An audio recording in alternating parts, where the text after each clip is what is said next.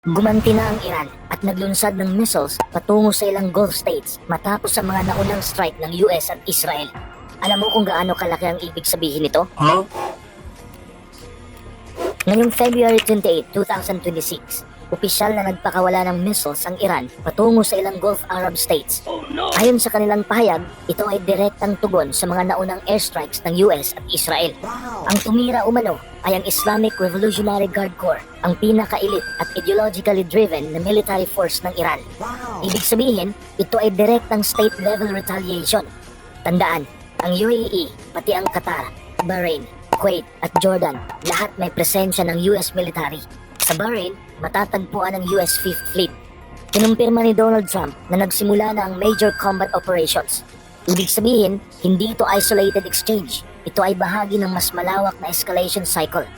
Strategically, may tatlong posibleng layunin ng Iran. Una, deterrence.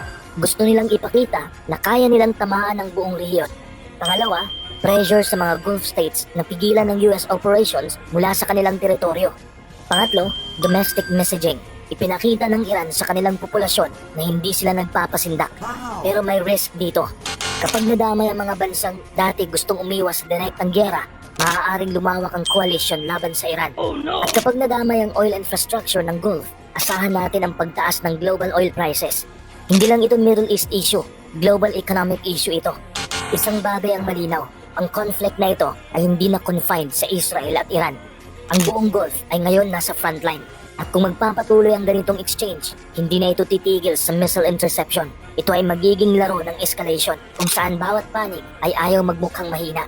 Abangan natin ang susunod na galaw.